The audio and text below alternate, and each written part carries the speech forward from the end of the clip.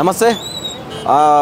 భారత రాజ్యాంగ నిర్మాత డాక్టర్ బాబాసాహెబ్ అంబేద్కర్ గారి 134వ జయంతి సందర్భంగా ఇక్కడికి పెద్ద ఎత్తున బాబాసాహెబ్ని దర్శించుకోవడానికి ఇక్కడికి రావడం జరిగింది. చాలామంది వచ్చారు.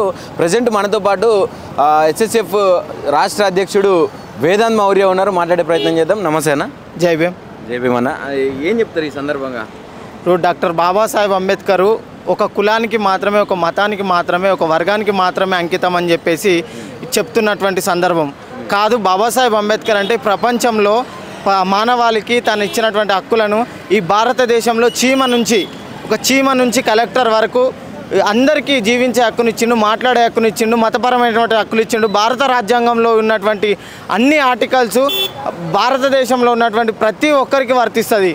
ఆ రకంగానే ఈ ఒక్కరు బాబాసాహెబ్ని ఏ రకంగా చూస్తున్నారంటే ఒక మాలమాదిగ కులానికి చెందినటువంటి వ్యక్తిగా, లేకపోతే ఒక దళిత వర్గానికి చెందినటువంటి వ్యక్తిగా మాత్రమే చూస్తున్నాడు.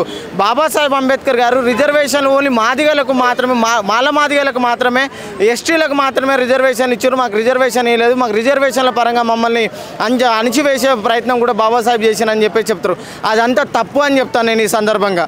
134వ జయంతి సందర్భంగా డాక్టర్ బాబాసాహెబ్ అంబేద్కర్ గారు ఆయన ఆర్టికల్ 340 ప్రకారం ఫస్ట్ బీసీలకు రిజర్వేషన్ కల్పించిండు. అయితే బీసీలకు రిజర్వేషన్ ఇవ్వకపోతే ఒకవేళ ఎస్సీలకే ఇవ్వాలి, లేకపోతే అణగారిన వర్గాలకే ఇవ్వాలి, ఎస్టీలకే ఇవ్వాలనుకుంటే ఫస్ట్ ఆర్టికల్ 340 ప్రకారం ఎస్సీలకు రిజర్వేషన్ ఇవ్వాలి. కాదు, అలా కాదు. బీసీలు మస్ట్ అండ్ షుడ్ 52% బీసీలకు రిజర్వేషన్ ఉండాలని చెప్పేసి డాక్టర్ బాబాసాహెబ్ అంబేద్కర్ గారు ఆర్టికల్ 340 ప్రకారం రిజర్వేషన్ కల్పించడం జరిగింది. మీరు దళిత వర్గానికి చెందినటువంటి వ్యక్తి, మీరు దళితులకు మాత్రమే నాయకత్వం వహించాలి, మా బీసీలకు నాయకునిగా నేను అని చెప్పేసి స్టాచ్యూ ఆఫ్ ఈక్వాలిటీగా ఉన్నటువంటి సర్దార్ వల్లభాయ్ పటేల్ మాకు 52% రిజర్వేషన్లు మాకు అవసరం లేదు, మేము కావాలంటే అడిగి తెచ్చుకుంటాం, లేదంటే పోరాడి తెచ్చుకుంటాం, మాకు 27% చాలని చెప్పేసి అణిచివేసి ఎవరని చేసి రిజర్వేషన్ల పరంగా బీసీలు అన్యాయం కావడానికి కారణం ఎవరున్నంటే స్టాచ్యూ ఆఫ్ ఈక్వాలిటీగా ఉన్నటువంటి సర్దార్ వల్లభాయ్ పటేల్ కానీ డాక్టర్ బాబాసాహెబ్ అంబేద్కర్ గారు ఆర్టికల్ 340 ప్రకారం ఫస్ట్ బీసీలకు రిజర్వేషన్ కల్పించండు. తర్వాత ఆర్టికల్ 341 ప్రకారం ఎస్సీలకు రిజర్వేషన్ కల్పించండు. ఆర్టికల్ 42 ప్రకారం ఎస్టీలకు రిజర్వేషన్ కల్పించండు. అలాగే ఈ అగ్రవర్ణాలలో కూడా పేదవాళ్ళు ఉన్నారు అని చెప్పేసి ఈడబ్ల్యూఎస్ను కూడా డాక్టర్ బాబాసాహెబ్ అంబేద్కర్ రాజ్యాంగంలో పొందుపరచడం జరిగింది.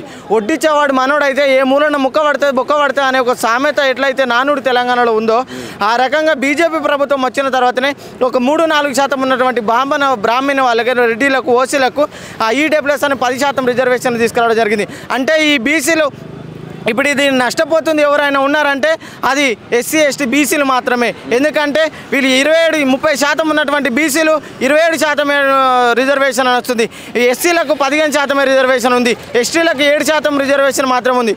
కానీ ఈ బీసీ ఎవరైతే ఈడబ్ల్యూఎస్ ప్రకారం అయితే ఎవరైతే ఉన్నారో అగ్రవర్ణాలలో ఉన్నటువంటి అగ్రవర్ణ పేదలకు మాత్రమే ఈ ఒక్కటి వర్తిస్తుందని చెప్పినటువంటి ఈడబ్ల్యూఎస్ ఇప్పుడు అందరూ ఎవరు డబ్బున్న బడా బాబులు, లక్షల కోట్లు ఆస్తులు ఉన్న వాళ్ళు కూడా ఆ ఈడబ్ల్యూఎస్ పేర్లతోటి విదేశాలకు వెళ్ళి చదువుకోవడము, అలాగే బాబాసాహెబ్ ఇచ్చినటువంటి భిక్షతో చదువుకొని మళ్ళీ బాబాసాహెబ్ని కించపరిచే ప్రయత్నాలు చేస్తున్నటువంటి సందర్భం. కాబట్టి డాక్టర్ బాబాసాహెబ్ అంబేద్కర్ అందరి వాడు, నొక్కి చెప్తున్నాను. బాబాసాహెబ్ అంబేద్కర్ ఒకటే చేయలేడు, రిజర్వేషన్లు ఒకటే చేయలేడు, కుల నిర్మూలన చేసిండు, మత నిర్మూలన జరగాలని చేసిండు, అలాగే ఆర్థిక వ్యవస్థని చక్కదిద్దడం కోసం ఆయన ఎన్నో సంస్కరణలు చేసిండు. ఆర్బీఐ స్థాపితం చేయడానికి కూడా కారణం డాక్టర్ బాబాసాహెబ్ అంబేద్కర్ గారు. ఎన్నో సంస్కరణలు చేసినటువంటి మహనీయుని కనీసం లాస్ట్ ఇయర్ ఈ ప్రభుత్వము ఎన్నికల కోడ్ పేరుతోటి ఓపెన్ చేయకుండా పుట్టినటువంటి సందర్భం. ఎన్నికల కోడ్ అంటే భారత రాజ్యాంగంలో పొందుపరిచినట్టుగా భారతదేశంలో ఎలక్షన్లు జరుగుతున్నాయంటే దానికి భిక్ష పెట్టింది కారణం అంటే డాక్టర్ బాబాసాహెబ్ అంబేద్కర్. ఈ ఓటు వ్యవస్థ కానీ, ఈ రాజకీయ వ్యవస్థ కానీ, ఈ యొక్క పరిపాలన వ్యవస్థను కానీ చక్కదిద్దిన వ్యక్తి ఎవరన్నట్టే డాక్టర్ బాబాసాహెబ్ అంబేద్కర్. డాక్టర్ బాబాసాహెబ్ అంబేద్కర్ దానికి అనర్హుడు. దేనికి అంటే ఎలక్షన్లు వచ్చినప్పుడు ఆయన బొమ్మకి మూసివేయడం కానీ, ఆయనను దాన్ని ఎగ్జామ్షన్ చేసి ఆయన రాజ్యాంగ రూపశిల్పి కాబట్టి ఆయన విగ్రహాలకి కన్ఫర్మ్గా చేయాలని మేము పోరాటం చేసినాం, ఉద్యమాలు చేసినాం.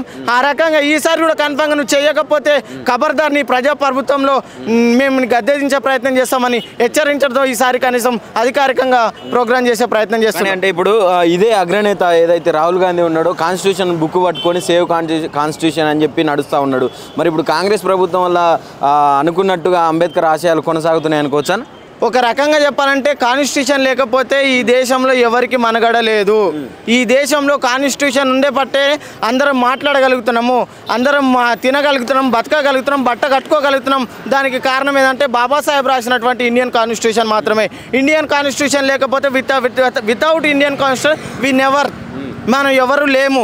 ఆ ఇండియన్ కాన్స్టిట్యూషన్ బేస్ చేసుకునే మన పరిపాలన జరగాలి, ప్రజాపాలన జరగాలని ఎట్లయితే తెలంగాణలో రేవంత్ రెడ్డి అంటున్నాడు, ఆయన కాన్స్టిట్యూషన్ తోటే ఈయన అట్లా చెప్పడం జరుగుతుంది.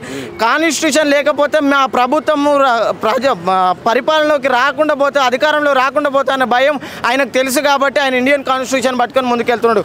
ఆ ఇండియన్ కాన్స్టిట్యూషన్ వల్లనే మనం అందరం జీవిస్తున్నాం అనడానికి కారణం కాబట్టి ఆయన కొంచెం తెలుసుకున్నాడు. వాళ్ళ తల్లిదండ్రులు, వాళ్ళ అమ్మలు, వాళ్ళ నాన్నలు వాళ్ళు ఎంత పరిపాలన చేసిన కాన్స్టిట్యూషన్ని తుంగలో తొక్కే ప్రయత్నం చేశాను. కానీ కనీసం యువనేతగా వస్తున్నటువంటి రాహుల్ గాంధీ అన్న కనీసం దీన్ని గుర్తించి కాన్స్టిట్యూషన్ కాపాడుతామని చెప్పేసి అంటున్నాడు. ఆ కాన్స్టిట్యూషన్కి ఏమాత్రం చిన్న గీత పడ్డా మెత్త ఉవ్వెత్తున ఎగిసిపడి భారతదేశంలో ఉన్నటువంటి బాబాసాహెబ్ ఒక వారసులుగా డాక్టర్ బాబాసాహెబ్ అంబేద్కర్ ఒకరు అంటారు, నా రక్తం పంచుకొని పుట్టిన వాళ్ళే కాదు నా వారసులు, నా సిద్ధాంతాన్ని ముందుకు తీసుకుపోయిన ప్రతి ఒక్కరు నా వారసులు అంటారు. ఆయన వారసులుగా కాన్స్టిట్యూషన్కి ఎలాంటి గీత కూడా పడకుండా మేము కాపాడుకునే బాధ్యత మాది ఉంది. అదే కాన్స్టిట్యూషన్ బేస్ చేసుకొని పరిపాలన జరగాలని ఈ రాష్ట్రం మీకు తెలుసు. ఇప్పుడు రాహుల్ గాంధీ కాన్స్టిట్యూషన్ పట్టుకొని తిరుగుతుందంటే దానికి ముందుకు జరిగిన కొన్ని పరిణామాలు మీకు చెప్తాను. ఇండియన్ కాన్స్టిట్యూషన్ మారుస్తానని చెప్పి బీజేపీ ప్రభుత్వం చెప్పడం జరిగింది. ఆ బీజేపీ ప్రభుత్వానికి ఇండియన్ కాన్స్టిట్యూషన్ మారుస్తానన్న ఒక్కదానికి 400 మెజార్టీ మాకు వచ్చినట్టయితే, 400 సీట్లు మాకు వచ్చినట్టయితే మేము మారుస్తామని ఎప్పుడైతే అన్నాడో ఆయనకు ఈ దేశంలో ఉన్నటువంటి బాబాసాహెబ్ వారసులు ఇండియన్ కాన్స్టిట్యూషన్ నీడలో ఉన్నటువంటి ప్రతి ఒక్కరూ దాన్ని కాపాడుకోవడం కోసం వాళ్ళను గద్దెదించే ప్రయత్నం చేయడంతో వాళ్ళకు 400 సీట్లు రాకపోయేసరికి బాబాసాహెబ్ అంబేద్కర్ లేకపోయినా, ఈ ఇండియన్ కాన్స్టిట్యూషన్ లేకపోయినా మా మనుగడ లేదు, మా బతికే లేదనుకొని తెలుసుకున్నటువంటి మోడీ తర్వాత బాబాసాహెబ్ విగ్రహానికి ఫోటో దండలేయడం కానీ, బాబాసాహెబ్ కాన్స్టిట్యూషన్ పట్టుకొని ముందుకెళ్ళడం కానీ, పార్లమెంట్లో బాబాసాహెబ్ యొక్క చిత్రపటానికి ఫోటోలు వేయడం కానీ జరిగింది. అంటే వీళ్ళు ఏం చేస్తున్నారంటే అధికారంలోకి రావాలంటే ముసలి కన్నీరు గార్చాలనే ఒక ఆలోచనతో ఉంటుంది, లేదంటే మత విద్వేషాలు తీసుకురావాలనే ఒక ఆలోచనలో ఉంటుంది. ఏ రకమైనటువంటి తప్పిదాలు చేసిన బాబాసాహెబ్ వారసులుగా మేము చురుకు అంటిస్తూనే ఉంటాం, వాళ్ళకు హెచ్చరిస్తూనే ఉంటాం, బాబాసాహెబ్ను ఆయన సిద్ధాంతాలని ప్రచారం చేస్తూనే ఉంటాం, భారత రాజ్యాంగాన్ని కాపాడుకుంటూనే ఉంటాం. అయితే వర్ధంతికి, అంబేద్కర్ వర్ధంతికి ఏదైతే ఇప్పుడు ఈ గేట్లన్నీ క్లోజ్ చేసి ఇక్కడికి వచ్చినటువంటి పక్క రాష్ట్రాల నుంచి వచ్చినటువంటి జనాలను కూడా అంబేద్కర్ని దర్శించుకోకుండా మళ్ళీ రిటర్న్ పోయిన పరిస్థితి చూసినాం మనం ఈ కాంగ్రెస్ వచ్చిన తర్వాత.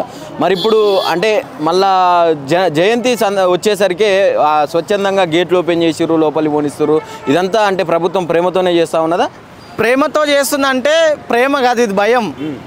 రేపటి కాడ బాబాసాహెబ్ అంబేద్కర్ గారు ఒక చిన్న మాట చెప్తాను, కేసీఆర్ గారు దీన్ని స్థాపించారు కాబట్టే బాబాసాహెబ్ను ఓపెన్ చేయకుండా దాంట్లోకి పోకుండా చేసినటువంటి రేవంత్ రెడ్డి గారికి ఈ మహనీయుల ఆలోచన విధానంతో వెళ్ళే వాళ్ళు బాబాసాహెబ్ వారసులుగా క్వశ్చన్ చేస్తూ ఉన్నారు.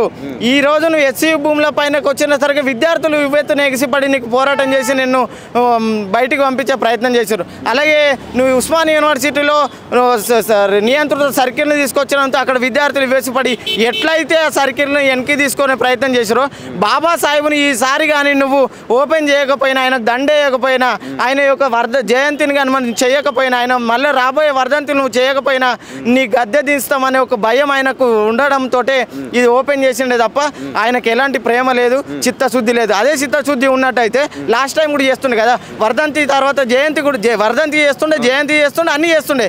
అంటే ఈ సురుకు అంటారు ఎవరైనా సరే, ఒక కాలుకి తట్టు తగిలితేనే బట్ట కడతారంటారు కదా, ఆ తట్టు తగిలిచ్చారు ఈ బాబాసాహెబ్ యొక్క వారసులు కాబట్టి ఇప్పుడు బట్ట కట్టుకున్నాడు. ఇప్పుడు ఆ యొక్క జయంతి వర్ధంతులు చేసే ప్రయత్నం చేస్తున్నాడు. ఇక్కడ నుంచి అయినా బుద్ధి తెచ్చుకొని ఇక్కడ నుంచి అయినా అదే కాన్ఫిడెన్స్లో ఉంటూ అదే నువ్వు ఇక్కడ నుంచి బాబాసాహెబ్ యొక్క వర్ధంతులు కానీ జయంతులు కానీ అధికారికంగా చేస్తేనే మంచిగా ఉంటుంది. ఖబర్దార్ రేవంత్ రెడ్డి, ఒకవేళ నువ్వు బాబాసాహెబ్ యొక్క వర్ధంతిని కానీ జయంతిని కానీ విస్మరించినట్టయితే నీ పతనం మాత్రం మొదలవుతుందని చెప్పేసి మేము తెలియజేస్తున్నాం.